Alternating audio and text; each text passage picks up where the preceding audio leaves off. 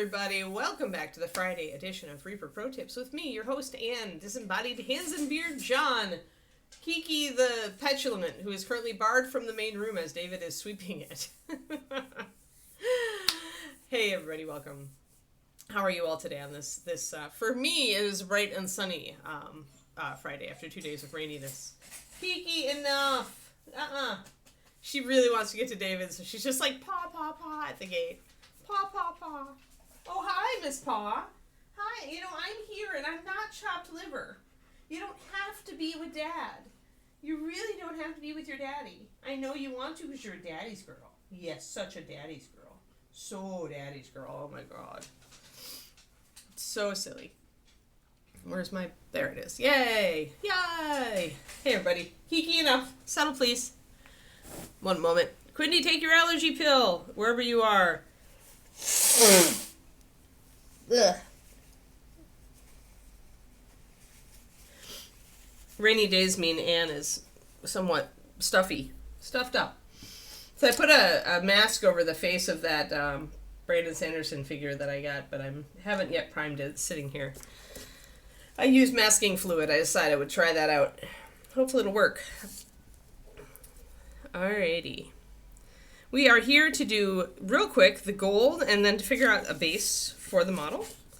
I think I can fit her on one of the smaller ones. She's a really simple figure. When you've got a simple flat figure like this, or a smaller figure, it's really best if you can make them fit on something very small. The bigger bases, these that I like, these 74048s, which I adore. These suckers usually a lot better if you have a thicker figure, bigger figure, a figure that's more dynamic with limbs splaying out in various directions, that kind of thing. So for a simpler figure like this, I would definitely try to make the base fit on a simpler base, even if I had it. Here I've got some room to cut it down. So hazy with threat of rain later. Yeah, we had a really, an honestly foggy couple of days here, which is very rare. It's obviously super common in San Francisco, but we're on the other side. We're down the peninsula, so on the south side of the bay, and so it's really not common for us to have foggy days here, but we had a couple. It was really cool. I like fog. But yeah, all right, so cool. So we'll deal with that in a little bit, and meanwhile we'll mix up some colors. Oh, so today my parents arrived. They're on the road right now. I know Turgeon isn't here. I forgot to tell them right before, because they were like, see you Saturday. And I'm thinking, I realized right after they said it, because I'd already hit my end screen, I'm like, oh no, I'm not going to be on Saturday. My parents are in town. Hopefully they remember. Or after they notice I'm not on, they'll remember. So yeah, so not streaming tomorrow, as far as I know, unless my parents are really boring. But I think my mom and I are likely to take the afternoon to go to the yarn store and maybe the bird store. So yeah, so I will not have my my little Saturday stream going on this week. I'm going to remember this time and take my brown liner, make a puddle first. Yeah, today we're all about cleaning a house before my folks get here. Hey, Daffod Weir.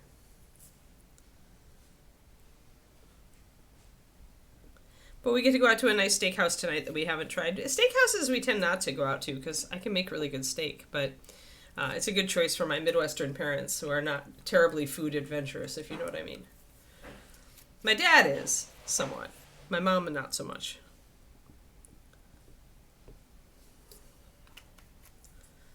Alright, just gonna make all my 5 colors that I use for NMM, for gold. I could change this up here and there. Most of the time on the stream I don't have a reason to, but maybe for a future model we'll change up our gold, go with something a little more reddish, just for a nice change of pace. We've done different golds before. I just haven't done one in a while. So as with all NMM, one of my colors is really dark and one of my colors is really light, in fact pure white. So I'm going to be mixing these guys, but get that rich leather in there. Blook. But yeah, so, and this is what you need with non-metallic metal. You have to have this contrast, or you're not going to have it look like NMM. And it's probably the most common mistake that I see with NMM, is people not taking it dark enough, particularly, and not taking it up to pure white.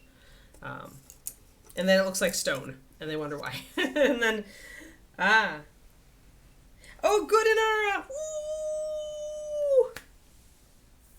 Super, super finger hearts for you. I'm so glad you've weathered this. I'm so, so glad for you. That's got to be such a huge relief. Are you happier already? It's got to be a huge weight off of you. Oh, we're going to be working on the one I see in shot right now. It's almost done, Rock Cash. I need to do this band around the head. Hold on, let me get in focus. I realized that I had forgotten, I started the interior, but I hadn't gotten to actually executing on the border up there, and then there's a little plate here that I forgot. But otherwise, I think she's pretty good. And then we'll do some basing. We'll probably set her up for some basing. I don't have any that I'm working on a starter now. We're in progress. I guess the mouseling. So like next week, Wednesday, we'll be starting on this little mousy girl. She's fighting the mouse wraith we've been working on for a while now. So mouse wraith versus mouse girl. So we'll be working on that. But that's the closest that will come to... I think everybody else is in progress. I've got a lot of them that are finishing... And this is weird, because I don't start them all at the same time, but it seems like all my models tend to finish around the same time, and then I'm starting a whole bunch of new ones from nothing. And then I think that's boring. I think the starting period is pretty boring, unless we get to talk about some cool color theory or something. But yeah, it feels like that. It feels like no matter how I plan to keep things like in a rotation, I always end up finishing 3 models at once, and then we are working on all these brand new models that look like butt until I have just a sufficient work in on them to make them not look like butt. It's funny. I can't win. Yeah, for sure, Inara. Yeah, but we've got also our freehand on this one that we did. We did a lot of work on this model, actually, because she is simple. So I wanted to do the whole sculpt the leaf shapes out of green stuff and do that kind of thing. So if you want, go back to the beginning, and all of these rock caches, all of these streams go up on Reaper's YouTube, so Reaper Miniatures YouTube. So you can actually watch any of the models that I do from start to finish if you want to. You just have to go and search for the name of the model, which is usually in the stream title. And then on the Reaper, I think on the Reaper Discord, they also have a bunch of playlists, which is each model, if I recall correctly. So let's mix up our NMM colors. Now that I've got appropriate thinning in each one, although I think my white needs to go a little bit thinner, but I don't know.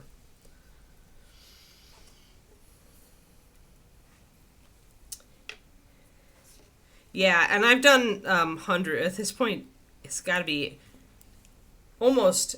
I would have to count. Actually, that's something we need to have Quindy count, or John, if he's really bored. I know we've done over 500 streams, but... I'm well over 600 at this point. But I wonder how many models we've actually done. Yeah, I got us to you. Oh, they're put into a playlist on YouTube also. Good, good.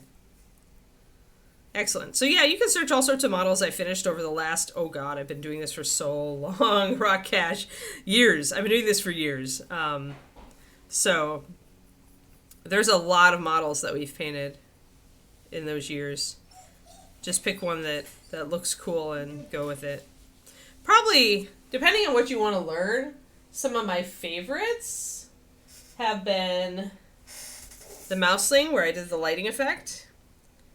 So, like, I forget what he's I think, is he a Reapercon Mouseling also? But, so if you're interested in doing OSL, this is an example of doing, like, warm light versus cold light OSL. So I think this is one of my favorite ones we've done. That's why I kept it. Otherwise, they all go to Reaper to go into the galleries. And probably the other one I really liked is Noel, Pirate Noel, because we did texture on him, and it was my point to like show just how much texture can you really paint on a 28. So he's got some really cool like leather texture and fur texture and cloth texture. And his blade is metallics, but it's metallics with like dings and corrosion and stuff. So if you're interested in that stuff, then then you might check out Mr. Knoll. Those are two of my favorites. A lot of my other favorites are just not, they're at Reaper, so I don't have them to haul out and show you. But yeah, it's been years of me doing this, so we've been here for a while. So you have a lot of options. Now, of course, in a lot of those streams, there'll be a lot of babble about food, dogs, cats, all the things we tend to talk about that aren't minis. But there also will be some teaching. It's rare these days that I do an entire stream that's very teaching focused. Usually only when I do a color theory one these days. Most of that's on my Patreon, which is patreon.com/paintingbig, painting big being my Patreon moniker and my YouTube moniker. And I also have a YouTube. So if you are starting out rock, I have a series called Fundamentals of Miniature Painting that I've just finished the last episode of for my Patreon, and it'll go live on YouTube probably in a couple weeks. But it's a series just to set you up if you're starting out. If you're experienced, then you probably don't need them, although some of the techniques may be different or new to you, so you could always check that out too. And that's like youtube.com/@paintingbig, one word. All right, so you've got all these little oiler works. They're made with a little tool that you press into the green stuff. So this is not a 3D sculpt. And they're tiny. So we're going to actually paint the band kind of around them. If I'd been smart, there we go, there's all my stuff. So yeah, my Insta doesn't get a whole lot of love, although I just put up the model that I painted with my husband. My first collaboration on there is on my Insta. And then there's my YouTube, the @paintingbig. So yep. Yeah, probably my YouTube and my Patreon are the most useful things on there as far as if you're interested in learning. I teach a lot. Obviously, the Patreon content is more focused than my streaming, which is a lot of chat in addition to information. Although the advantage of the streaming is if you have a question, you can ask it. And you don't have to stay on topic here. Because I'm so used to painting and answering questions at this point that you don't have to worry about us getting off topic. We'll get back on topic. So yeah, Rock, if you have any specific questions about mini painting, Rocket. I've been painting for, oh God. I like to not count the early days, because the early days are just me mucking around as a kid. But if we start from when I really started seriously painting, it's been 30 years, so I've seen a bit, and I can answer almost any question. There's probably some questions out there I can't. Oh, okay. Bare metal or plastic. Great. Gotcha. Yeah, okay. Go check out my YouTube. It's free. Yeah, it's free. And if you like my teaching style, then look at the Patreon if you feel like it. But yeah, the Patreon's going to be just a lot more focused, longer lessons on specific things. But I'm putting a lot of work into my YouTube this coming year. So my YouTube will continue to evolve and be a resource. We're going to start covering like specific things like how to paint belts and buckles and eyes and things like that on my my YouTube soon. Just real short. I'm going to try to keep real short videos. Although short is not easy for me. But yeah, that'll essentially show you a bunch of different techniques. I talk about brushes. I talk about different palettes. The palettes and brushes one, you don't really need to look at the screen very much. You could just listen to them while you were painting or doing whatever. But some of the other ones, a lot of the other ones I'm demoing directly, so a little harder to just listen to. But yeah, there's a playlist. I need to add the latest videos to it, but there's a playlist on my YouTube for the fundamentals videos. Actually, I need to add that to my to-do list today. Go update fundamentals playlist. Because I haven't put the latest ones on there. Update.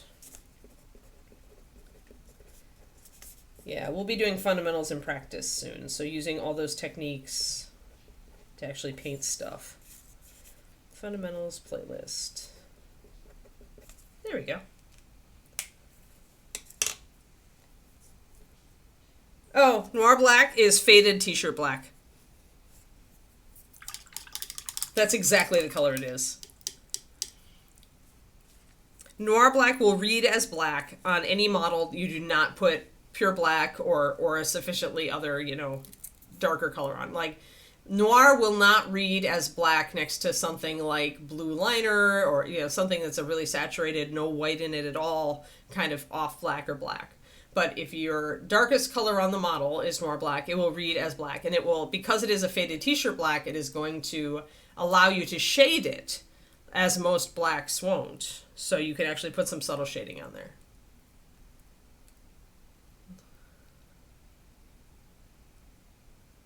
Oh my God, 834. We're going to have to keep watching that number, John, because, when we hit 1,000, we're going to have to do a giveaway, right? When we hit those benchmark numbers, I like to do giveaways. Because otherwise we don't, right? This show is all about free knowledge. But it's nice to give away gift cards every once in a while. You just used Noir Black for a faded t-shirt. Well then, Thormel! Perfect. But yeah, if you're looking to do if you're painting a Templar with a lot of weathering and they have a black cape and you want that to be a weathered black cape, using Noir Black instead of regular black is actually a good move because it's really easy to just fade it more. It's already there. It's already at the color you need it to be, and then you can just add weathering effects and highlight and shade, and you're good. So it's hard to do this. So okay, let's just talk about if I was really going to do this the easy way. The easy way to do this would be to totally ignore the texture, paint right over these things, do all my highlighting and shading, and then go back in. So I'm probably going to do that because I'm getting annoyed with painting around this stuff already. So let's grab our midtone and just plop it over everything, folks. Plop it over everything, and then let's get into a shadow.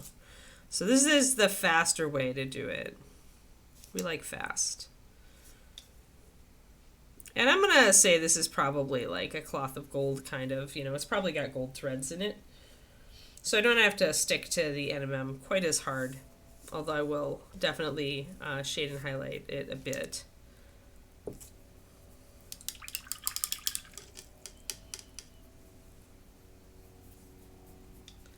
Right, that's just it. 20 minutes is like, I feel like I can't actually cover a topic in the way I like to if I don't use at least 20 minutes or, 18 or whatever, 18 to 25.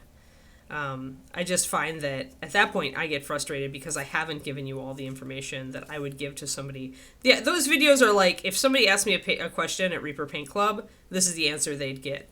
And usually it's pretty involved. Like I'll bring up exceptions. I'll bring up, things to keep in mind. I'll, tell a story or two about when things went horribly wrong. So I try to keep that pattern with my YouTube. My YouTube is really, for me, along with if we finish this painting book, is kind of my legacy to the hobby as far as, Anne's knowledge all in one place. So I'm taking pains with this fundamental series to make it pretty much everything I know or have learned about the given topic. And then if there's more that I just didn't have time, that's when it tends to get a $2 PDF, a companion PDF in my Patreon. Like the priming one. I've already come up with 2 things that I didn't cover in the priming video that I am putting into the PDF. So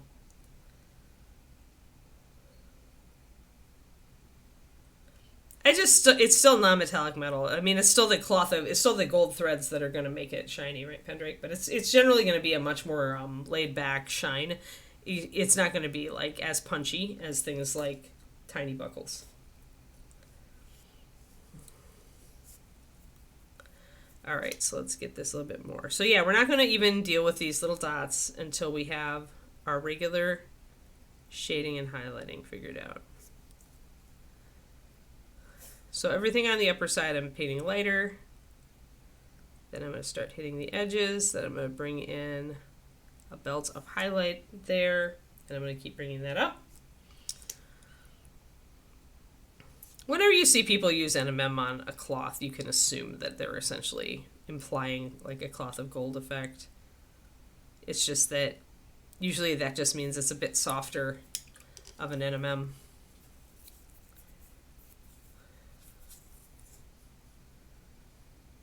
And a lot of people regularly paint gold as borders or edging on cloth, so especially for 28s. So we'll get that shiny up there.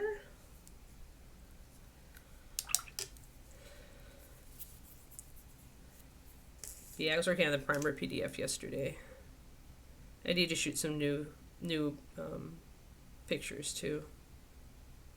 But since the parents arrive at like 2 or 3 today, I won't have a lot of time to finish that before. I'll probably have to finish it Monday or Tuesday. So I can bring in my shadow and outline some of these guys and bring in a bit of dark there. Her hair is right where I would normally put the shadow, so just got to kind of deal with it. And because this is a complex surface, it's going to be hard to get a real consistent NMM look, so you just got to be forgiving and just try to get it mostly where it looks right. But there wasn't another good accent color that I could really use here, so.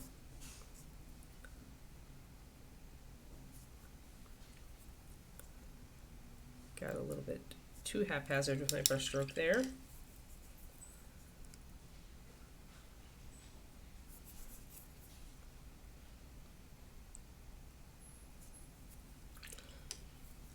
I think I put more black into the black and white, blacks and whites PDF. It was a long time ago on my Patreon, but you should still be able to search for it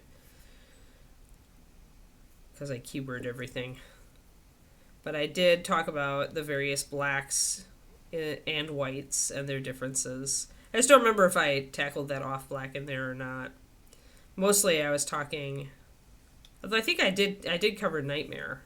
So yeah, it's been a long time, obviously. It's been years since I read that PDF, much less wrote it, so. But that might have some further. But in general, that's like, Nora Black is good for those things. Like, that's what it was made for. It was also made to be, like, sometimes you really want a black that you can shade, like, that you can put a wash over. It's not quite light enough for a wash. That was my original, like, maybe I could do this. But if you want that, you should actually use carbon gray. So if you're looking for a very, very dark gray that you can actually put a black wash over it and have that look like black really easily, that's carbon gray. Noir Black is a little bit too dark to take a wash well. Blurfed and had to take that out. There we go.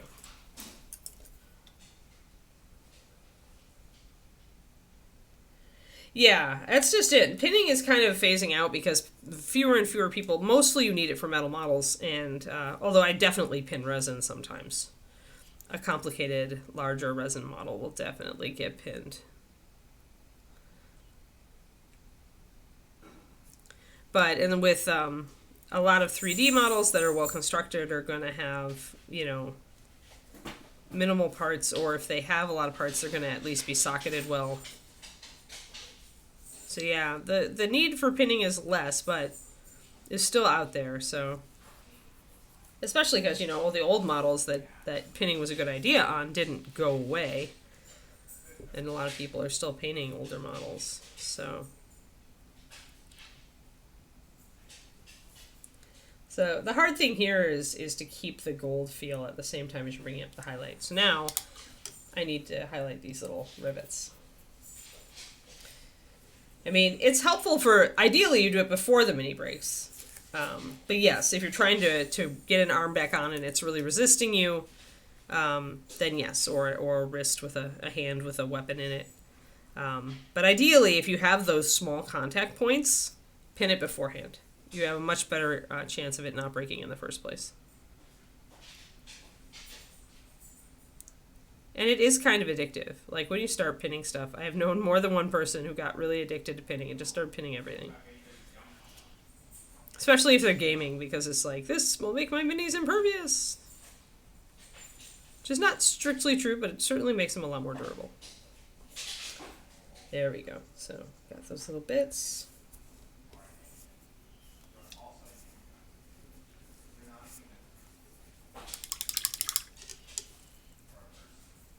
Oh yeah, at the ankles, yep, because they're thin. Although, I'm surprised because this ankle is firmly embedded on that. Although I guess that's just a little contact point for the cape. But if you were using with the metal one, yeah, I could see it.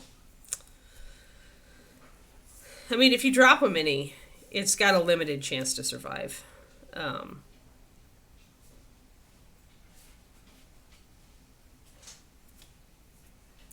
But yeah, thin ankles can certainly be a thing. David, I think both David and I have pinned models whose ankles are just really thin and probably going to hit a lot of strain.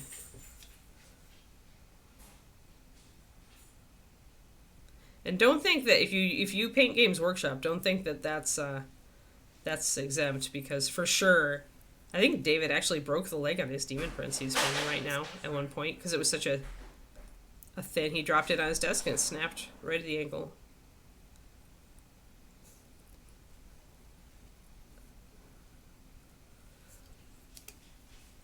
But yeah, there's in the olden days when you were painting horses, specifically like knights, huge chance that the metal was going to snap because of the thin ankles on horses in general. And then when they get to, if they sculpt them too clunky, they look wrong. But yeah, that was definitely a thing. Some of the old Rackham Confrontation models were just notorious for that because it was lead, high lead pewter.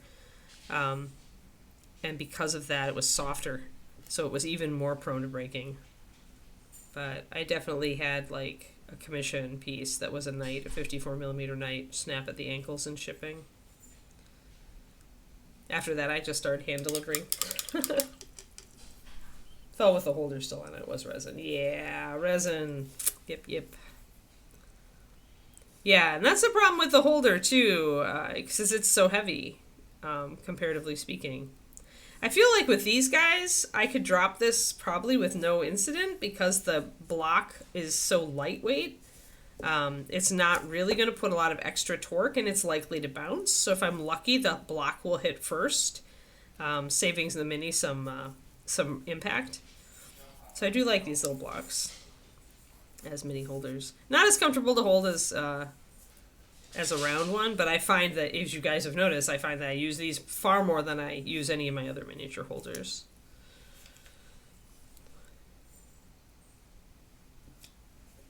And part of that is just that I paint a lot of different figures for this show, and I don't have that many holders, but resin is very delicate, yes. It's the downside of resin. The upside is great detail. Super fun to paint for that reason. Never have to worry about the detail being mucky from casting. Downside, fragile. Oh, and easier cleanup on resin. Even if you do have to wear a mask, it's still super easy to take off mold lines and stuff. And you don't have to deal with heat pitting most of the time. It's not a thing that happens in resin. You have to deal with bubbles, but not pitting. Sometimes have to deal with some texture issues, but...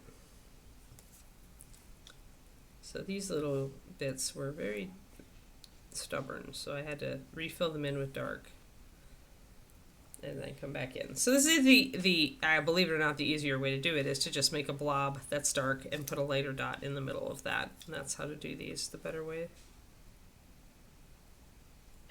It's the easiest way to get a ring or spot effect. I love resin. It's still my favorite material to work with. But it is definitely delicate. But then I paint display models, so...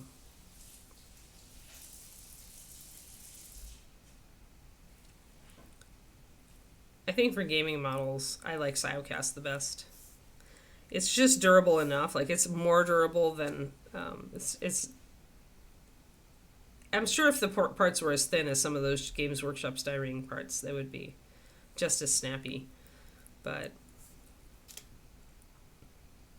I like the feel of the Siocast. It's close to resin without being resin.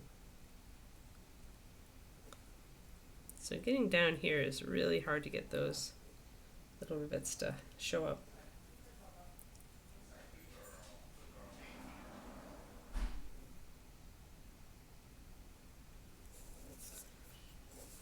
Sometimes we just have to get the color right here. We're not going to put a ton of time into this upper hood. It is kind of a beast. Like, it would be better if it was just like a thin border without all that texture. But it's not, so.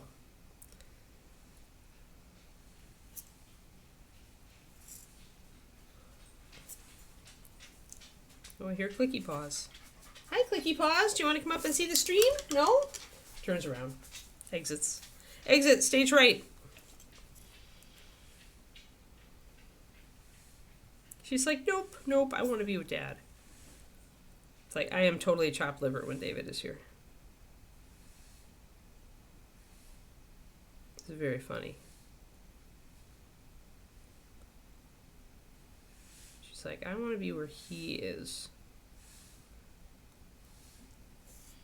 He keeps claiming, like, that sometimes she wants to be with me, but, like, in the evening, like, if he goes into the TV room to watch a show and I'm in the back room playing computer games, she will totally follow him to the TV room. She is totally a daddy's girl. I'm, like, secondary. I don't care, Pendrake. I know the tool that makes the pad. They're really just there to make a pattern so it's not like blank, but the pattern is super hard to paint. I'm glad that we have gone to mostly 3D and people aren't using this tool anymore because it's like an oiler, a punch, just a little tube, a tiny tube that they used to use to make this kind of texture. And I always hated this texture. I've always considered it the hardest thing to paint, unless you're just putting a base coat and a wash on it. Putting a base coat and a wash on it, you're fine. Everything else is heinous. So I will be glad if I never have to paint this texture ever again.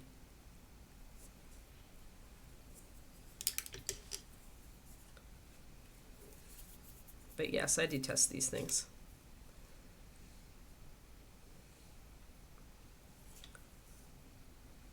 It was an easy way to do rivets back in the day, so you'd find it on a lot of leather armor for the studs. But, yeah, I like this side better. This broadside is not so good. Yeah, I don't care what these are, I just want them done. Sometimes I just have that reaction to some models where I'm just like, oh.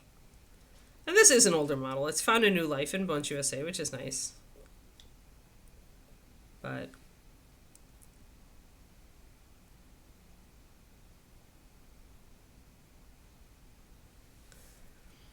Bobby's 3D stuff is much better than his. In general, there are some models, like the Crusader Captain, Marcus Gideon, I think. Or no, that's different. That's the Witch Hunter. But, you know, some of the Crusader models are just freaking amazing. They're traditional sculpts.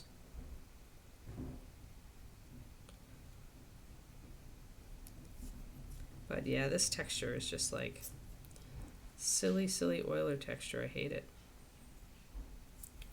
I can talk bad about it because it's mostly disappeared. Everybody's got something that they hate to paint, right? Like, there's always something. There's the one thing you look at and you grimace and you go, ugh, never again. For me, that would be this texture, which now, you know, is getting close to extinct, and wings, of course. Wings being my primary pain point in painting. What are your primary pain points in painting, guys? What do you hate to paint? Share now. There's got to be one thing.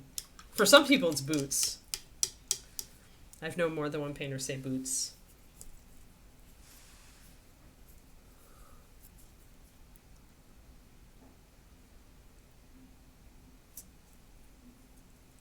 I'm hoping they'll transfer some of the best of the Crusader sculpts into Bones USA.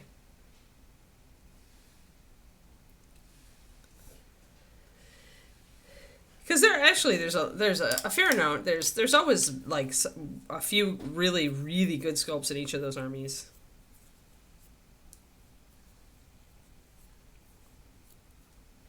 Yeah, it could be, Pendrake. It could be. I hate painting wings because when you get to the point slayer where you can actually like paint decently, Wings are just an annoying, huge, flat thing that you somehow have to spend a bunch of time on and make look good. And making wings look as good as the rest of the stuff you do is really time consuming and annoying. That's why I hate wings. I also hate wings because I painted so many Sophie models for Reaper. If I never see a set of Sophie wings, honestly, again, except of course I just painted one with the Adventurer Sophie last year, and I just got another Sophie model for us to paint. Random stuff on belts. Yes, and our oh my gosh, yep. Hair and beards. Yeah, a lot of the Crusaders models are really good. And a lot of the elves are good. Like, there's some really, really good stuff. And the dwarves. Some of the dwarves are really fantastic.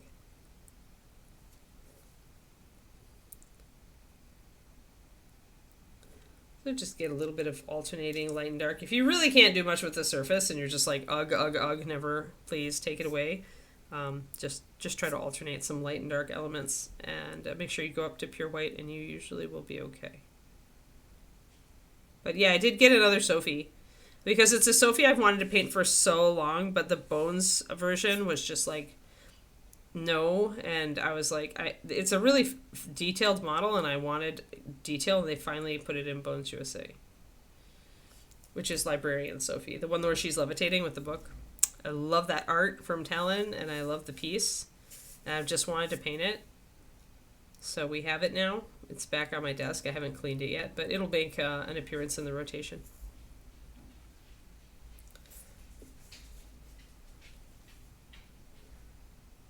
And then the other, and the book is really big, so we can do something cool in the book. I'll have to think about it. And I got the Dragonborn, Christine Van Patten's Dragonborn that she did for last month's Free Mini. So we can do that. All right. There we go. Is it good enough? It's good enough. All right. Just do the plate.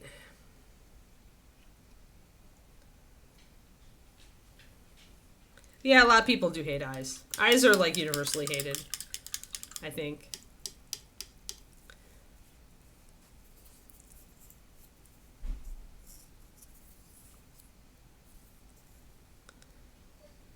But it's like, eyes are hated because they're difficult. It's not like wings are difficult. I just hate them because they're monotonous, boring, and just like, there's just too much of them. There's too much.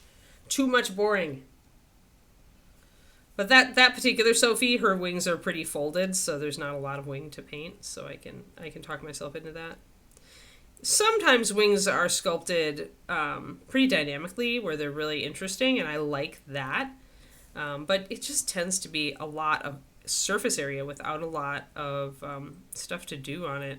And then sometimes when they do put detail on the wings, on the membranes, it's like not the kind of detail you want. It's like the opposite.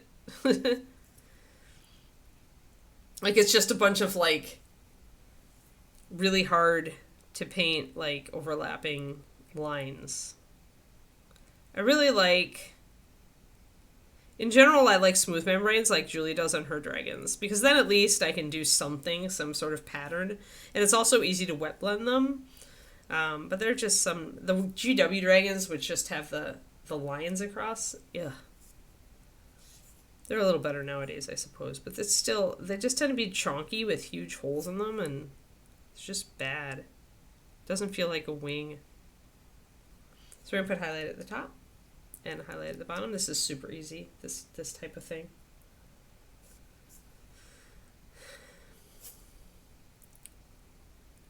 If I ever do those, I've put aside, I remember I was thinking about doing some gated content, some classes for sale, videos for sale about painting dragons. I'm still thinking of doing that. I'm looking at the thing is I was going to do it on Patreon, because they allow you to sell modules separately now, but they don't do like classes, right? They just do, they'll allow you to sell a video. So that means I need to make them longer videos. And I'll need to plan it a little bit better before I do the dragon thing. I've decided that also it's too much to concentrate on in 1 year. Because I've also slowly working on the painting book, and I'm working on getting more stuff up on the YouTube. I've already added things to my schedule, and the dragon stuff is just going to have to wait. It's the least important of all the stuff I want to do this coming year, so. Plus the writing. So yeah, I just had to be realistic and look at how much time I actually had and how much time I was willing to go. So there we go. Yeah, horses. I really love, see, I'm the opposite, Richard. I love painting the horse. I just don't want to paint the guy. I've loved horses for a long time, and I love painting animals so much. So that's where you can do a collaboration, Richard. You find somebody who really loves to paint horses, and then you can paint the guy, and they can paint the horse, and it's a collaboration model, right? All right, so now I just want to get a little bit of highlight on these. Oh, she's also got an earring there, I think I need to get. Yeah, sculpting them. I believe it, Julie. The thing is that a lot of times all the extra crap on the belt doesn't add to the story of the character. It's just there. Oh, and I forgot that shoulder pad too. Hey, it's a good thing I stopped and looked closer. I guess we do have enough painting to like fill up part of this stream. But a lot of times it's not. A lot of times it doesn't add to the story of the character. A lot of times it's just stuff. And yes, would adventurers have a lot of little belt pouches and stuff? Yes, because they carry around a lot of things. But it's still really annoying to paint. Especially, as you say, when it's hard to tell what it is.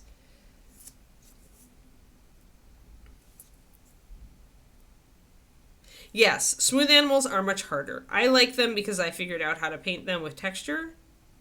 And if you have your paint consistency right and your brush right, like really, really pointy, long, thin brush, you can actually do it pretty fast and it's not that hard. It's really essentially a lot of really fast strokes in the direction of the hair with thinned paint and a really thin brush. And you just create this kind of brushed texture over the top that looks like smooth animal hair.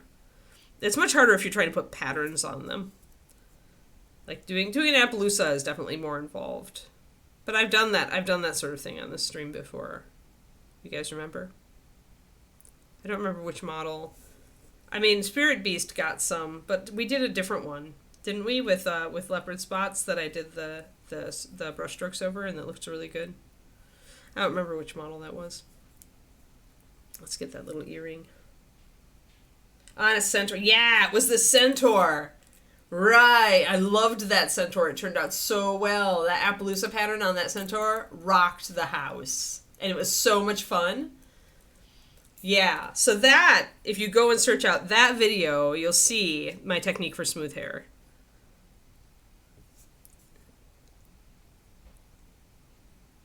Yeah, the centaur did rock the house. That was such a good model. I love centaurs though, but I love painting centaurs because I love painting horses. So it gives me an excuse to paint the horse without having to have to paint the whole guy. I'm regularly, when I see a good centaur sculpt, I am regularly tempted. But I'm also picky. So these days, gotta watch where I put my energy. Thanks for remembering that, Agent Marvel. Yeah, I loved that centaur. Ron got that one. Kind of regret not keeping it.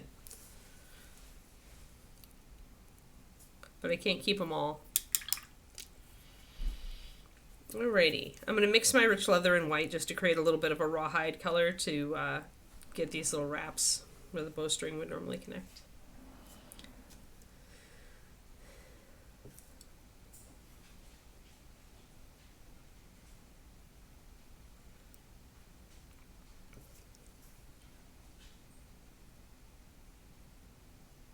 And we're mostly going to highlight the top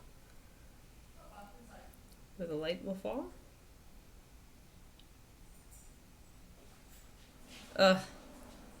See, I don't think I agree with you, Richard, because I think a proper adventurer model is going to have either henchmen to carry all that stuff, or they're going to have pouches of holding or dimensional bags, because essentially having all that stuff makes it super hard to fight.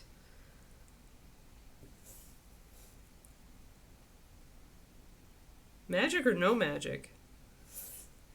It's like, Dimensional bags or bust for me.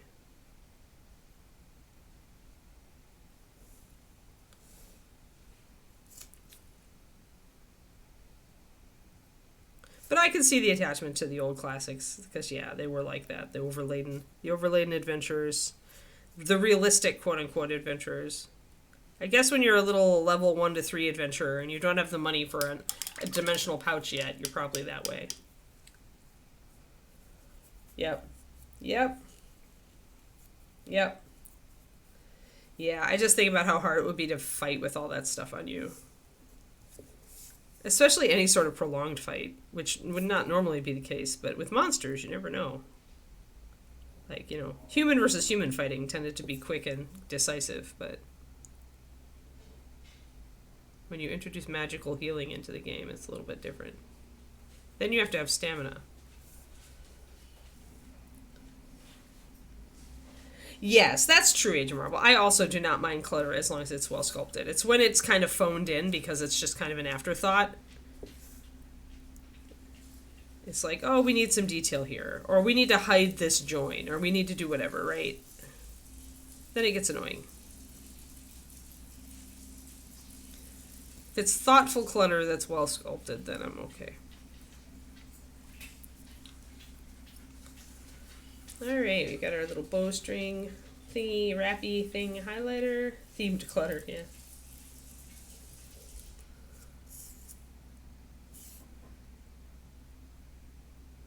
Yeah, I mean, just like any art, when you're working for hire, there's going to be parts that you rush because you're on deadline, and I feel like sometimes that's the belt pouches. On the other hand, then we have models that have really nice, detailing on that front, like Link, Angry Link. Like, Angry Link has stuff on him, but it's just enough stuff. We've got a belt pouch that is not an afterthought. That's very nicely detailed and sculpted. We've got our extra dagger, right? And we've even got our quiver and stuff. So we could have a backpack instead, and I wouldn't complain if we had more adventurers walking around with backpacks. It just tends to, when you're trying to make a artistic silhouette on a mini, a backpack tends to disrupt that, right?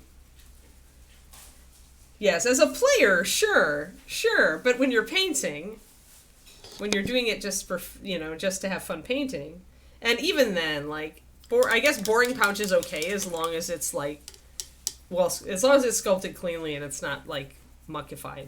As long as I can't, if I can't mistake it for a turnip. If it looks like it might be a turnip, then no. All right, we've got it. Except that that's a trap, Eat to Surf. That is a trap. Unless you do texture work. You can do texture work, and that'll be okay. But the temptation with new painters at Paint Club was always to choose bright colors for those pouches, to spice them up. And really all that did was make you stare at the waist of the figure. So it can be a trap. For new painters, that is a trap. Absolutely a trap. It's a trap! Don't do it. All right, let me grab a base. So yeah, so keep that in mind.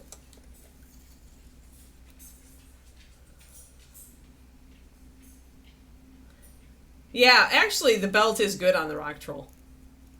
And I was surprised with how well that turned out, actually. The belt on the rock troll is really good. The detailing is really good. Because the thing about the rock troll is, it's otherwise a very simple model, right? It's skin and rocks. And gemstones if you make it fancy like I did. But the only real detailing, because he doesn't even have a weapon, is there on the belt. So I think it works there.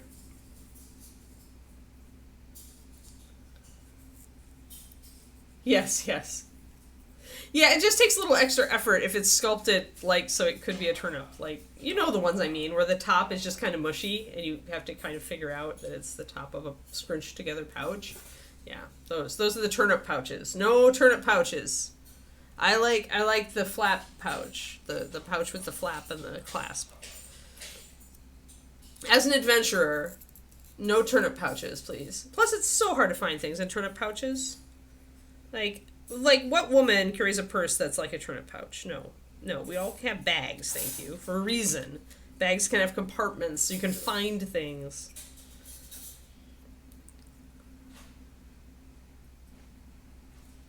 I mean, really, just look at female fashion. Like, women have been carrying the equivalent of belt pouches for eternity. Except non-belt belt pouches. Yeah.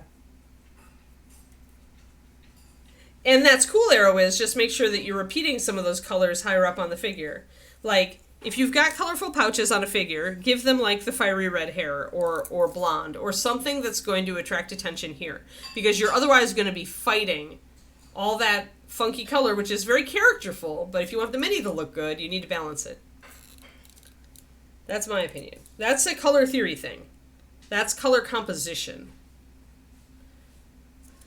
So, like, if I'm making if a mini is like an alchemist, I'm going to be doing something like, if I'm making those bright green and yellow and orange flasks, I'm going to be giving the hair like a bright orange yellow, like, picture, or even a pale green, like a fiery, like hellfire green, like dyed like that. I'm going to be doing that, right, to balance that out. Okay. But it's most important to be able to draw attention here. So make sure that some of that color gets there. Whether you have to put like a collar around the shirt or maybe a tattoo or something like that. It'll just help. If you don't do it, you don't do it. It just won't be a very well composed figure. And when you get to the point where you want to up your painting and you're trying really hard to make a well painted figure, that's when you stop and go, okay, how am I going to balance this so that people don't just look at the pouches? Unless, of course, the face of the figure is sculpted really poorly, in which case, well, okay.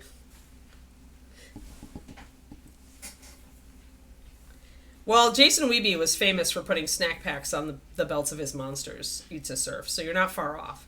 When you like have a Wiebe sculpted giant and there's like a goat or a sheep hanging off its belt, that's the snack pack.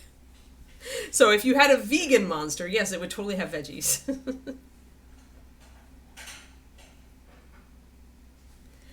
People are just, that's the first thing they look at, is the face, right?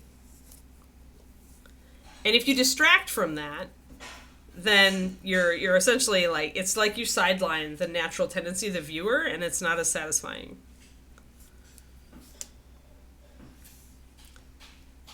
Now, if you can make the pouches small enough that the rest of the figure still carries the weight that people look at that first, great.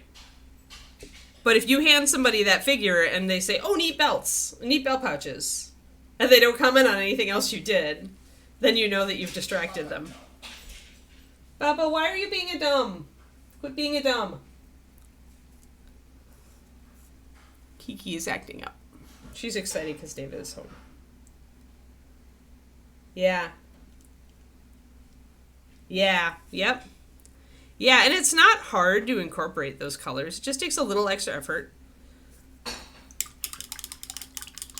Now, some people won't judge you on color composition at ReaperCon. They're more looking at is your style, you know, is it clean? Are you using a variety of techniques? Are you executing the techniques that you chose to do well, right? Baseline at ReaperCon. But, okay. Yes. Excellent. Let's see if she can fit on this. And the nice thing about her having a big round base is that she might just fit perfectly on top of this. I might not even need to sticky note in the slot of base. Yeah. I mean, bottom line is paint how you will. Just if you would decide to try to become, you know, to up your level as a painter, keep in mind color composition is a thing. Uh-oh, I just broke the mini off just like you did. So I tried to pull her off of this, and I actually got the cape cracked off. However, the ankle cracked at a... Well, that means we're not cutting the feet off of this one, guys. We're not cutting around the feet for sure. So we cracked the leg. This is, however, a really easy thing to fix. Unfortunately, I don't have the right glue for it. I think all we've got is gels. Hey, David, do you have a non-gel super glue? Or are all your stuff gels? Okay. Well, we'll have to wait to fix it then. But yeah, I totally went to break this off and it totally broke. But all you need, guys, is a super glue like Zap-A-Gap, which I don't have, but I need to order. So I'm going to put it on because my Zap-A-Gap died. I think it died. Maybe, let me check. Maybe it didn't die. Maybe I stuffed it in the other room and I didn't kill it yet. Maybe it conserved. Hold on.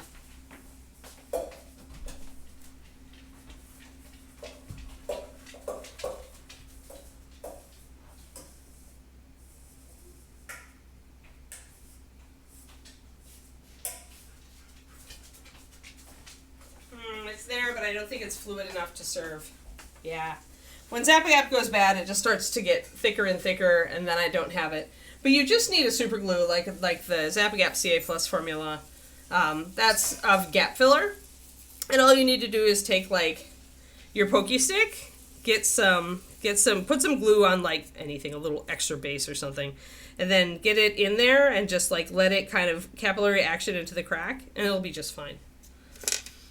But yeah, so now I see what you mean with this figure. Definitely more fragile than I would have thought. I kind of wonder if there's a flaw in the casting. Like if there's just a little... Because normally that cape should be enough to anchor the foot. But it just split right up, popped right off of there. Well, now I'm sad because I don't have the right glue to fix this for you guys. But that's alright. We'll get there.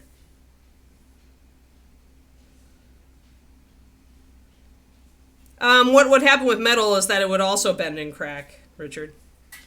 Keep in mind this is the only Sayacast figure I've ever had break on a stream, so don't judge the whole material.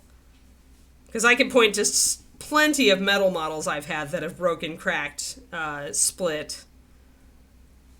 It does happen with metal.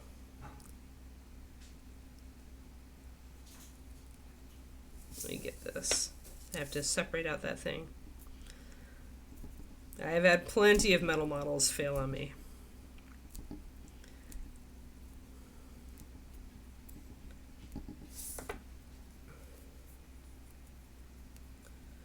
Yeah. But I've never had Bones USA do this before. I mean, I put pressure on plenty of miniatures, John, on this stream, God knows. This is an odd one. And like I said, that cape should have been enough to support it, but for some reason, like the other foot didn't even break.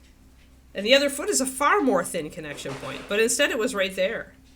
So weird. Yeah, Bones USA is Sidecast. Yeah, it might be like, maybe there's like a gap in there or something, or a weakness. Because that's just so odd. Very, very odd.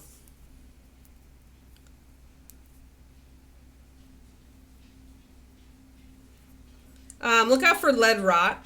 I would definitely prime them. It'll help seal them against lead rot. Heat to serve. Because over time, you do have that risk with old lead. As the atmosphere leaches into it, some things will accelerate it. If you've managed to avoid it so far, then you're probably going to be good for a while, however you've been storing them. Yeah.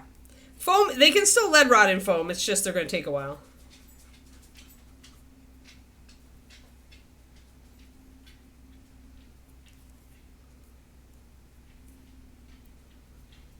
Yeah.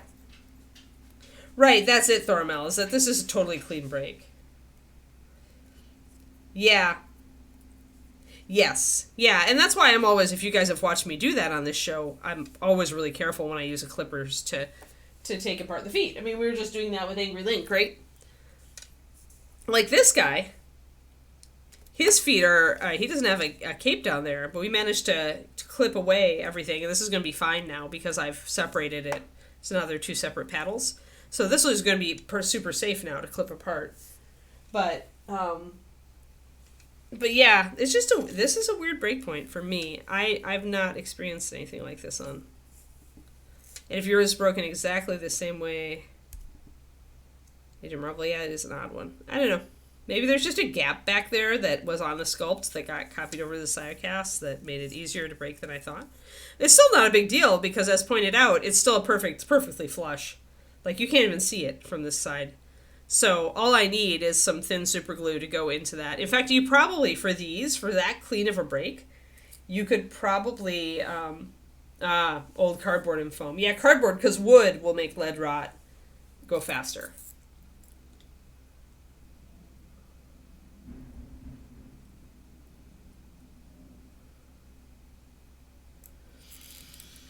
That's what I've heard anyway, from people who still have lead models. I have some lead models, but they're all like, they're not really, really lead. They're high lead white metals, so they're the confrontation stuff. But anyway, since this is a seamless gap, you could use a very thin super glue, one that needs a perfect join to work, and use that to fix it. But I'm not terribly worried here. It's interesting. I wish I had... It'll just be a reminder for me to order some Zap-A-Gap so we can fix this. Zap-A-Gap. I need to order something on Amazon later anyway.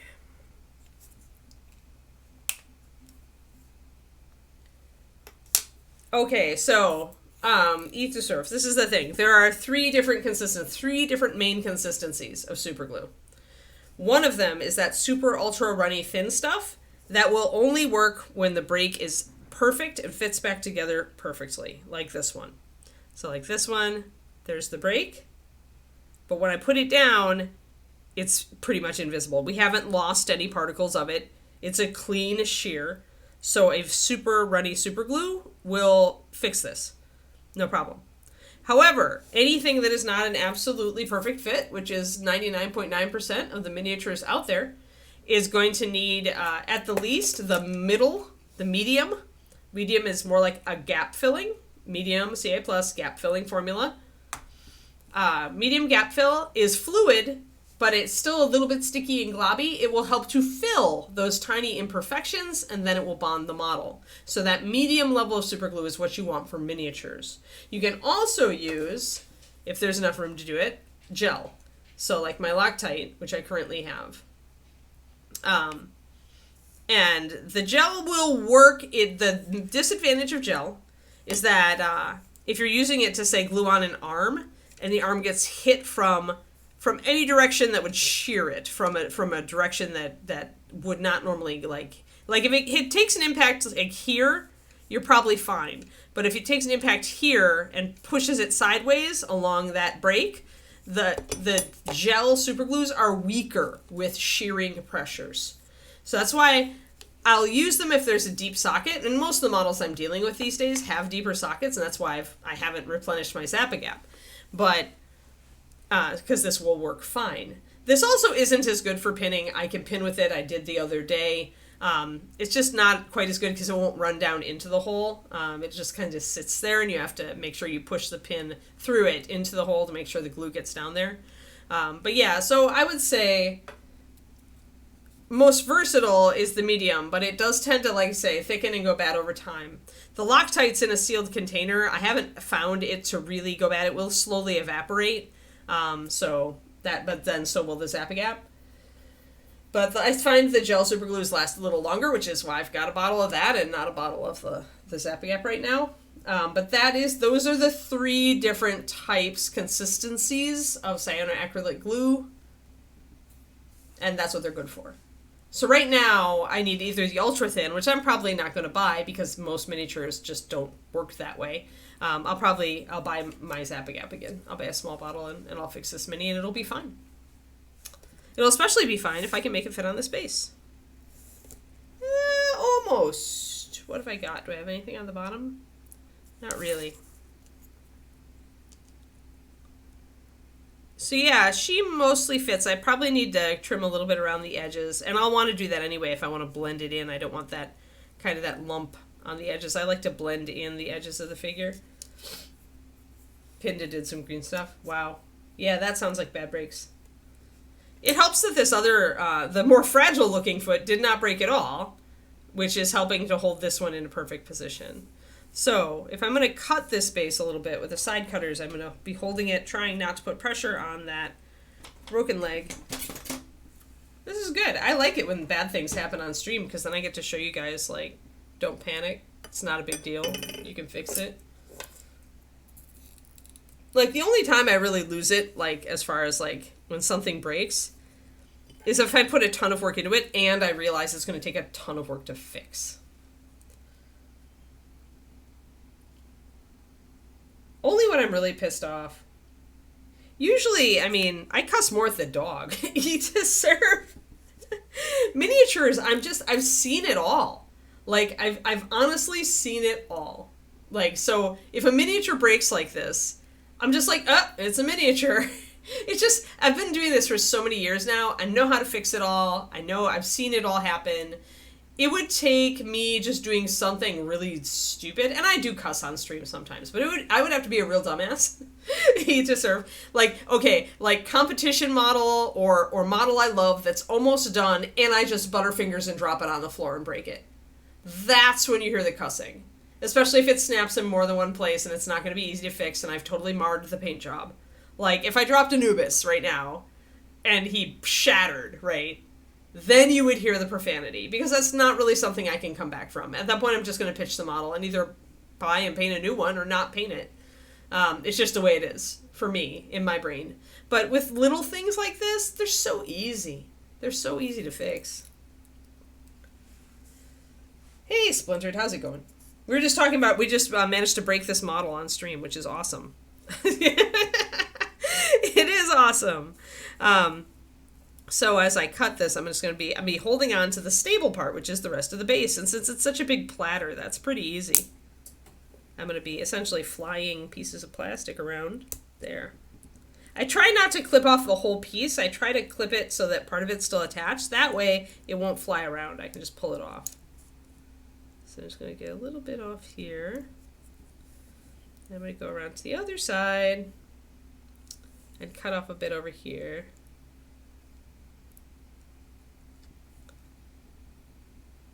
Gotta be careful of that broken bit. Yes, if you drop old like metal or even new metal, although newer metal is more resistant because the higher tin content, the more durable it is. But it's going to dent, right? And if it drops on the face, you're going to lose the nose, let's face it. I've come back from that, but I've had to resculpt parts. But I don't, that's part of why I don't work with a lot of metal these days. I'd honestly rather a limb broke off and be easy to fix than have to resculpt a nose. Or a horn, or something like that.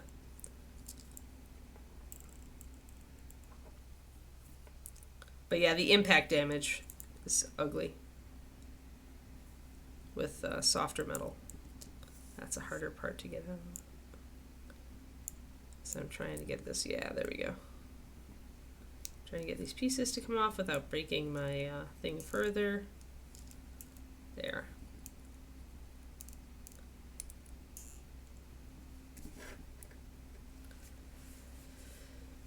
Free content idea, right? Yeah, no, that's totally what it is. And what I really love about it, Splintered, is I get to show like that I really don't care. Almost everything is fixable, right? Because when you've been in this hobby long enough, you've seen it all. You've seen all the catastrophe that can happen. And you're just like, oh, all right, I guess I'm fixing that. And you know how to fix it already. So you don't panic. With this one, it's such a clean break, I can't even see it unless I pull the figure apart. So it's like, once I get my hands on some thinner super glue, it's going to be super easy.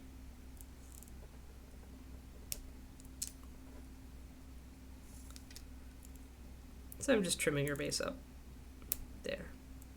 Now, if I want to make this look like rock, then I need to, use the knife to shave it down and put some form on it, or I can just green stuff around it to get that effect. No. Yeah, it won't be fixable at that point.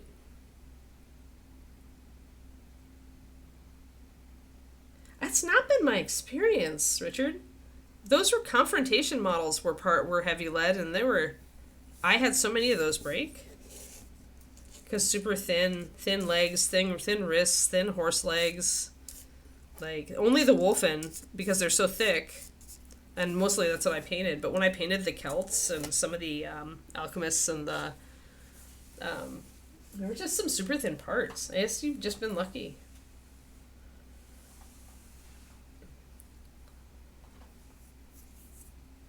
Or maybe you just handle them better than I do. Alright, so there we're going to have to wait to glue that leg. But we've got this down. And I've kept most of the sides, but I can still see some gaps with the slotted base. So we will do the sticky note to seal that up. Grab a new sticky note. Yeah, the Griffin swords. Yep. Yeah. Like, and that's entirely because I didn't have any of my old Ralparthas, but those confrontation models were like my main experience with high lead minis. And I liked some things like the absence of mold lines, but the which happens, by the way, because the lead naturally expands when it's being heated. So essentially, it's less likely to have that mold line gappiness. That's what Ed told me once.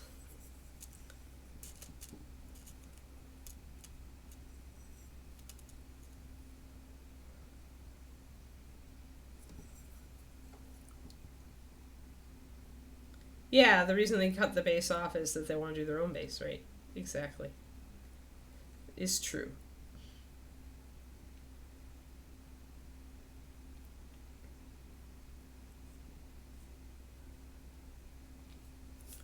And Reaper used to do those inset bases, actually, Pendrake. Not totally, but the hex bases for the calves were like that. But they just didn't sell. And it is because, like, anybody who wants to do their own base is going to be okay with, like, cutting the model off of its base, usually. And many models these days aren't even made to, like, they don't have integral bases, right? Reaper's one of the only companies that still does integral bases. But most of the time, we do the integral base because the gamers are going to want to just pop it out of the package and play with it. And they want that integral base. Whereas the painters are going to want to change it maybe, or we're either just sculpt over it, which I often do, or we're going to trim it down and put it on other stuff. And, yeah, Richard. Except maybe health and the environment and stuff. Yeah, just that. Thanks. There was a while when humanity was using way too much lead and way too many things. It was terrible. Oh. There's a Cosmos episode on that. On lead. Lead and the impact and how it all got, essentially, the person who, like, figured out that it was very, very bad and pioneered the changes that we have today. There we go. My knife blade is so dull at this point that it doesn't even want to cut paper. I guess I should switch blades. But when I use it to shave down mold lines and to burnish bits and stuff, then I don't need it to be sharp. So now, though, this is definitely the point where I need to actually switch to a new blade. Sigh. I guess if my knife can't actually cut, I should switch it.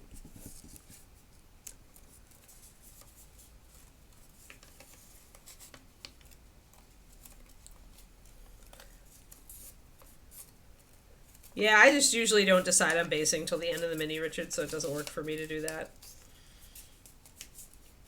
Plus, like I said, like, all the resin models I have and stuff, they're like, they just have, like, the base, if it is a separately sculpted base, it's just going to have, like, footprints that you can fit the model into, right? It's not integral. So many models don't have integral bases now. You just glue the model onto the base, which is, preferable, because then you can choose whether you want to base it on that base or elsewhere. But, yeah, for this stuff, like I said, RPG gamers, they want to just take it out, put it on the table, which is cool and stuff, and that's why we do this. But if I want to do a decent base, which Ron usually wants for the gallery, he wants it put it on a different base, then I got to do this because.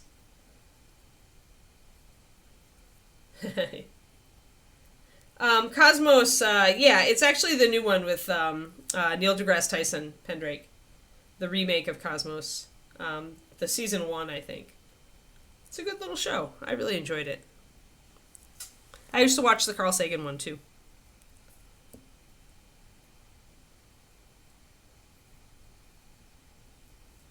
When I was a kid.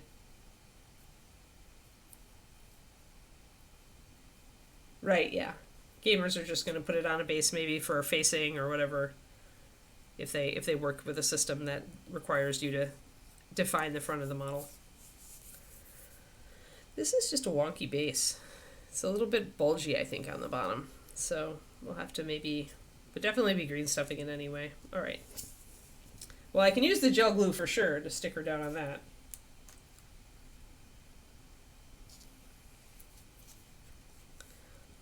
I was going to want to do kind of a forest floor kind of thing with her. It's going to probably mean green stuff or milliput. We've got a whole bunch of different stuff we can use at this point, so I'm going to just blob. The gel is just jelly. Jelly. Very jelly. So when you space a model onto the base, kind of follow the photography rule. Photography and 2D art rule, which is always put more space, give the model more space in the front than at the back. So here she's shooting in this direction, but the front of the figure is facing us.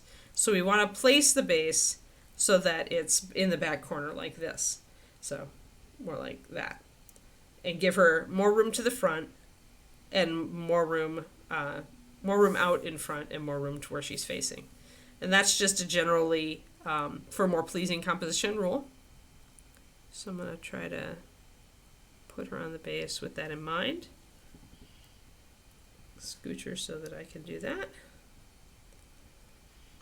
And it's that people, the reason for it, as far as we can tell, is just that humans like to see, they like that implication of space in front of the model. They don't like your field of view to be cut too close. And having more room in the foreground lets you landscape in the foreground, which is the place people are going to be mostly looking at, rather than the rear ground. So I'll probably sculpt the back of her little thing here to look like rocks so that we can make it, more, so that abrupt overhang makes sense. Cosmos is about science, Pendrake, not just astrophysics. Although he does talk about black holes, in the new show. It's kind of a combo.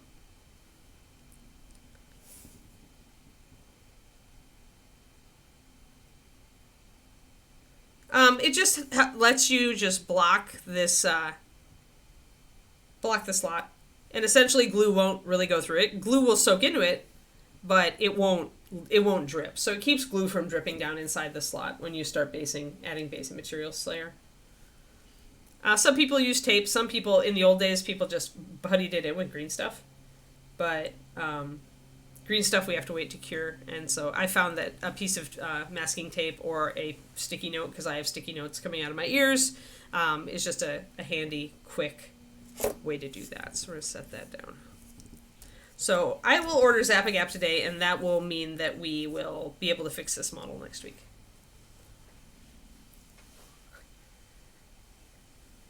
We're almost at the end. I guess I could get out some green stuff once my glue sets and just kind of make a basic mounting of it. Or I might have milliput right here. Maybe I'll just use the milliput since it's right here.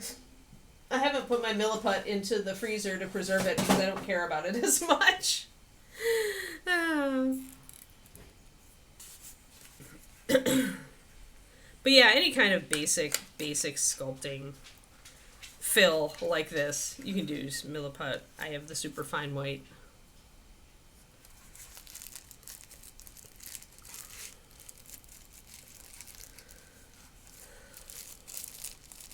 After I get off this stream, I have to start cleaning the house. Just not a fun morning.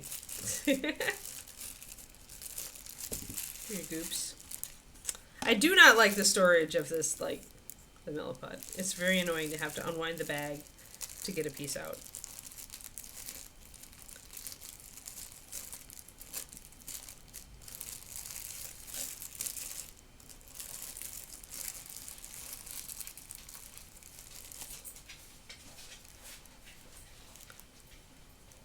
Alright, let's get a decent sized blob out.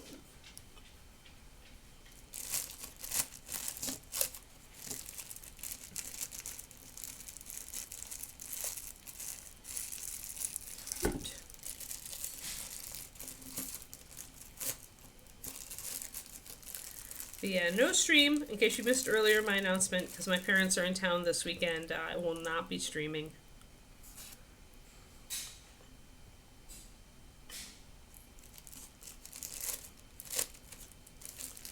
It's kind of disturbing that parts of milliput, part of this milliput smells vaguely like buttered popcorn. I don't consider that an asset. It shouldn't smell like food. I don't know about you, milliput. You're kind of sus. Kind of sus. Very old school. Ah! And I'm going to drop everything. Because it's that kind of day.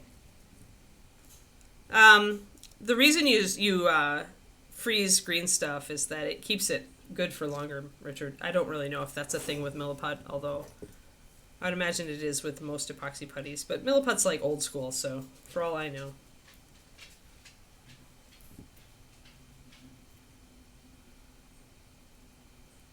It does not sweat, and it warms up pretty fast, Slayer, for green stuff. If it's in a ribbon. If you've got it in ribbon form. Like, usually, like, honestly, I just prefer green stuff. It doesn't get this horrible gooky stuff on my hands.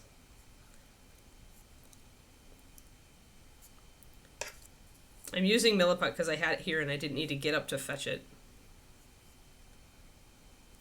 But, yeah, I'm not a fan.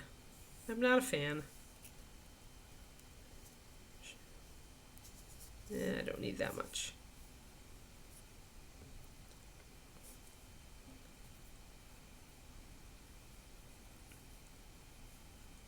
But yeah, I am definitely... But I put a lot of time also. Like, Richard, if I hadn't put so much time into learning green stuff and learning to actually sculpt with it, I don't know that I would maybe like Milliput better. Because I used to like Aves better than green. And this has a lot of stuff in common with Aves. I'm going to rinse out my fingers in the water. Gotta get all that gooky stuff off of there. It wasn't actually blue. It was just in a blue bag to keep it like different from the other stuff. I assume to signal that it was different. I assume one is the activator. I don't know enough about epoxies. Yeah, I mean, you totally can do that. It actually gives you the best of both worlds butts. You could also mix green stuff and Aves, green stuff and Fimo, green stuff and Sculpey. You name it, you can mix it with green stuff. I personally prefer the Fimo green stuff, I think, or Super Sculpey's green stuff, but mostly it's Fimo what I've got these days. Where's my chisel? Taper point, there we go. And where's my sculpting tool? There I am.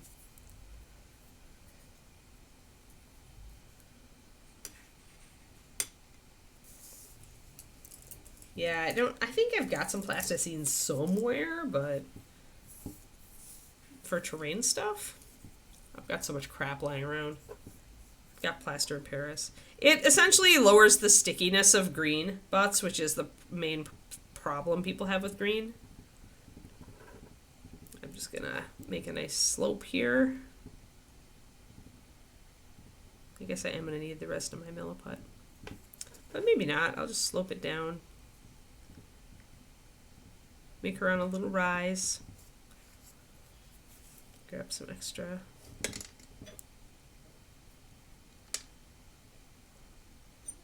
yeah, since the stickiness is what most people don't like about green, being able to cut that stickiness by mixing a different putty in is a nice thing.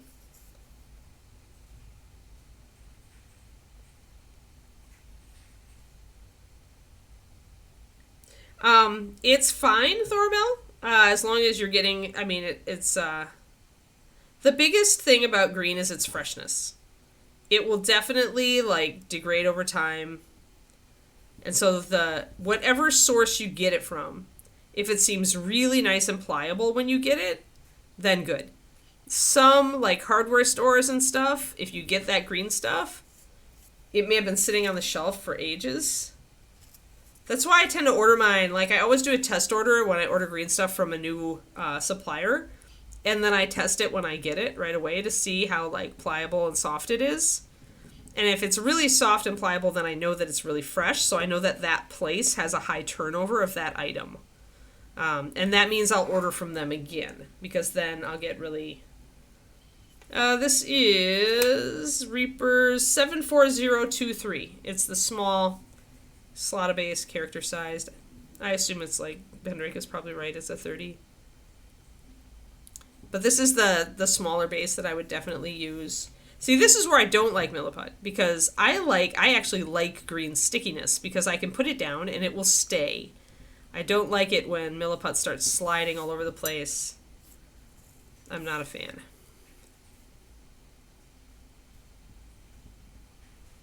Because I've used some water slick here to like, so I need to really get it smooshed in.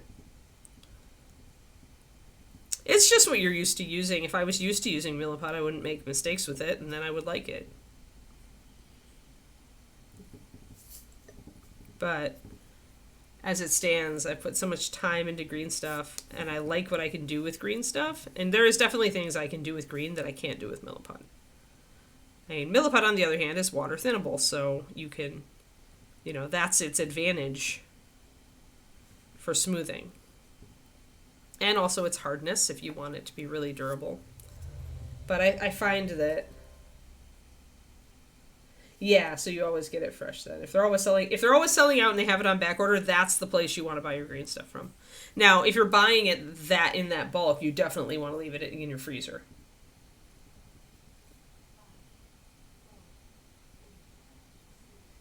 Yeah, it's super good for that sort of thing. That's where its hardness really and durability really come into play, right? But most of the time on a miniature, I don't need that level. The green is enough.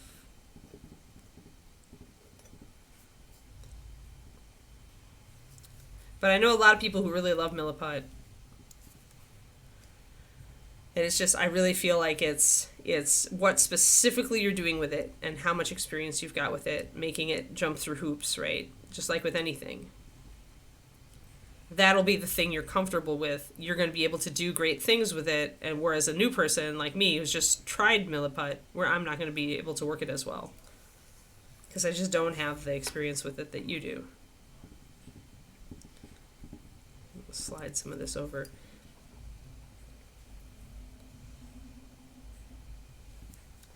Yeah, I just think for sculpting, for conversion work for sure, I'm all about the green.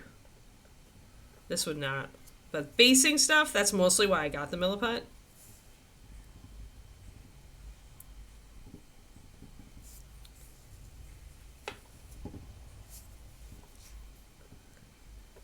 It's pretty good for that.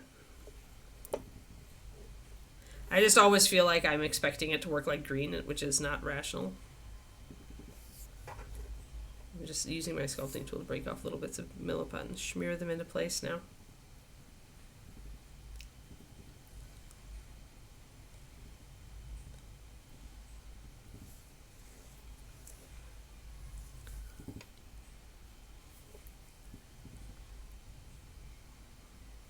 Yeah, and back here I wanted to do rocks, and I don't know how Milliput's going to work that for me, so we'll see. We're also almost done with stream.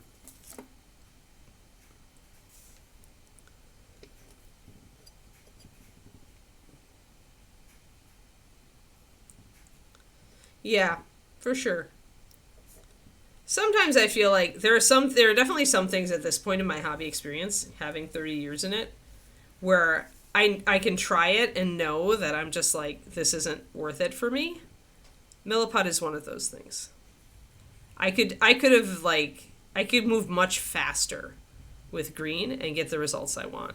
So I feel like, although there's always something new to try, you have to decide for yourself if the qualities of that thing are something you're going to be reaching for again and again.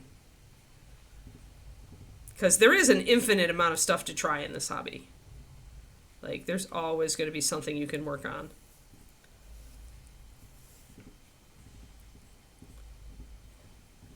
And for me, I don't know that I would reach for Milliput enough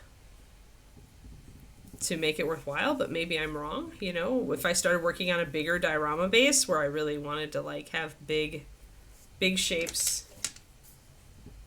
blocking in something and to use water to smooth and stuff like that, then maybe I would reach for Milliput more. But I feel like there's no wrong answer here. Like, there are plenty of ways to get to that place in your hobbying. So choose the putty that makes sense to you, that you find easy to work with, that gives you the results you want, and then develop your skills with that.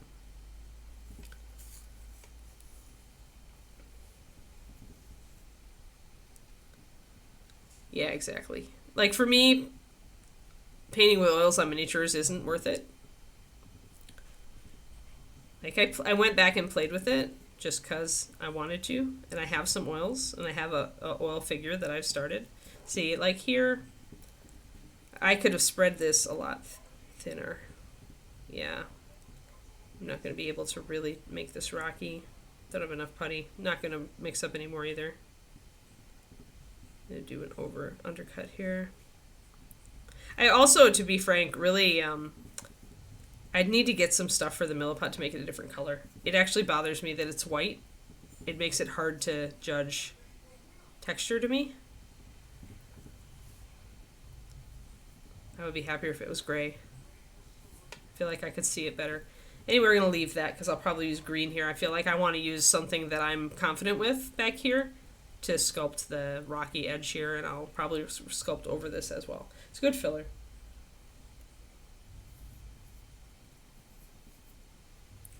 Yeah, there's definitely like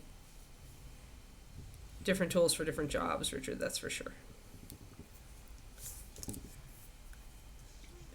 I use limited putty, and mostly when I use it, I'm using it for conversion or basing sculpting like this. And green can do all that for me. I don't think there's anything that I can think of that I couldn't do with green stuff with that kind of thing. I'm sitting here cleaning off my tools. Oh, so a little bit of green stuff on there.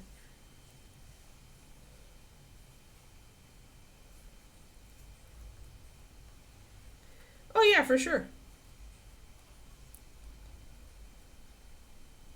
Well, no, I mean, sometimes it is. Sometimes those putties can like give you the tool you need to do the basing effect you're looking for in a competition.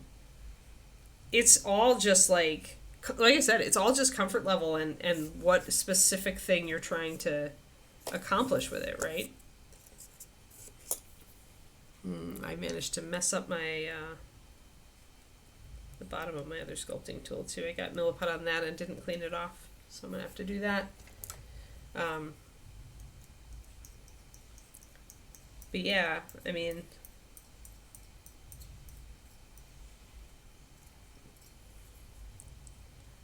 it doesn't matter what you use for what, as long as it works for you and you get the effect you want. Anything, any material can be competition worthy. Doesn't matter. And plenty of Golden Demon people have used plastic art to build things for Golden Demon.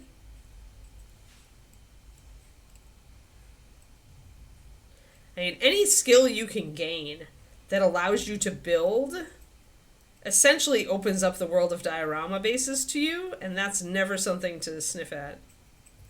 Even if you use different materials than I do, just because that's what you prefer, that's cool. Hey, Mini Paint. Yeah, we were just talking about basing materials because I was mecking about with some milliput down here. But yeah, otherwise the model's done. Although we broke her, we'll have to fix her next week. But yeah, just blocking in some putty to make this base blend into the bigger black base.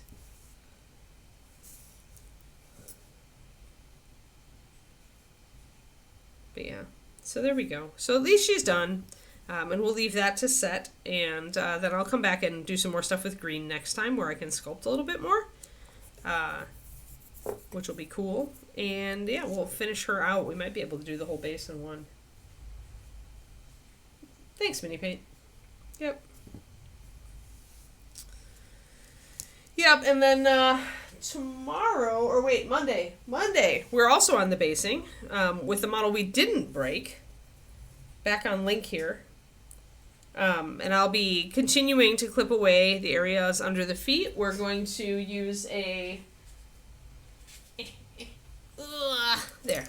We're going to use one of our bigger bases because this model has a wider stance, and that's what he'll fit on. He's also a little more dynamic and less flat than she is. So we've got our two wood elves. One spring and one fall. Summer to fall. I think she's September. And he's like March. So yeah, so this guy will be back on. Again, he's done painting. We just need to build out a base for him.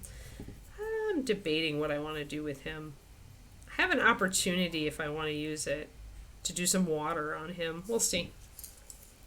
No, the shield is not freehand. This comes like this. You just have to... It took us forever to paint it.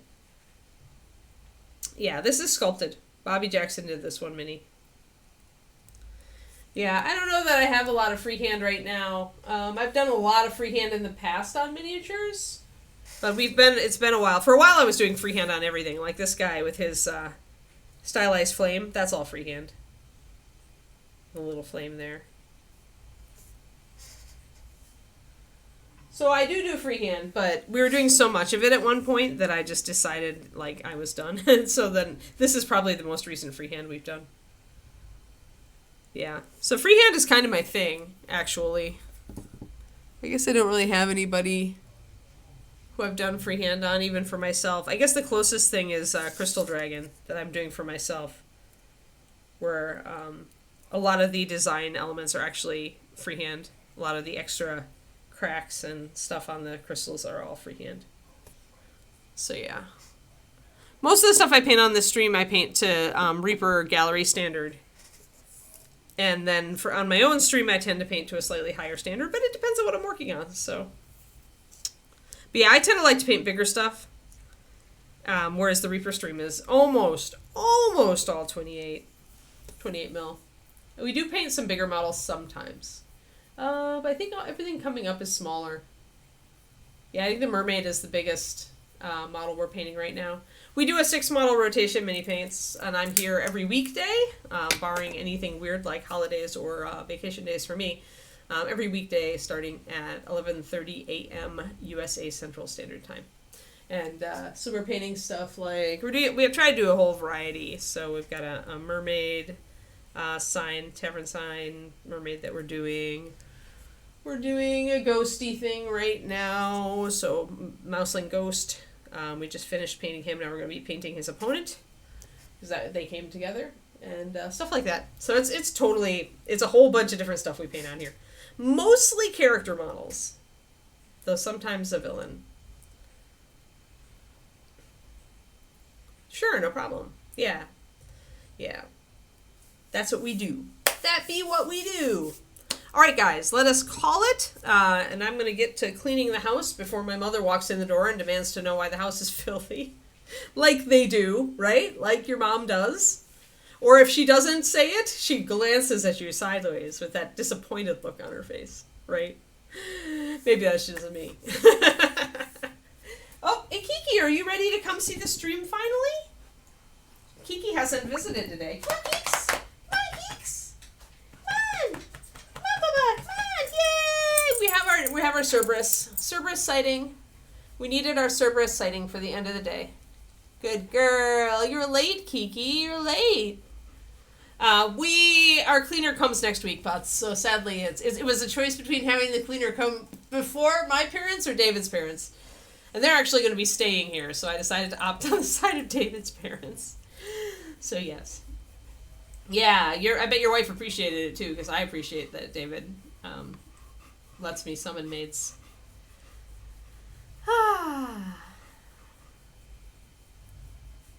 Wow, your mom is pretty cool then, Thormel. My mom is always like, silently judging a little bit. She's still really cool. My mom is really cool, but to be fair, I've lived in some pretty sty households. So, all right, Kiki, are you ready? Is it time for our walk? Is it time for a walk? Yeah? Oh, is it time for a walk, Big Fuzz? Yes, it is. You go, girl. All right, you can get down. She's like, okay. Okay. Is it time? All right.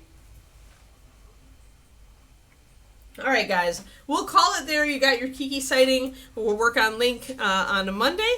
I hope you all have a lovely weekend. Yay, December. And for those who play Path of Exile, I think I know what I'm going to start with, John. So, the hex thing, saboteur, trapping. I love trapping, the mining saboteur. I'm going to do that one. Because I really loved my last trapping build on Path of Exile. Hex Blast, yeah. Yeah, I'm going to do that. Yeah, it's like noon. Like, it's in 45 minutes, I think, is when it launches. I won't be able to play until tonight, but yeah. All right, well, enjoy it, John. Enjoy the league. Yes, Path of Exile is a video game. Yes, have a great weekend, everybody. I will not be on my own channel on Saturday this week because parental visit, but I will be back and I'll see you all on Monday, all right? Thank you, and have a good one.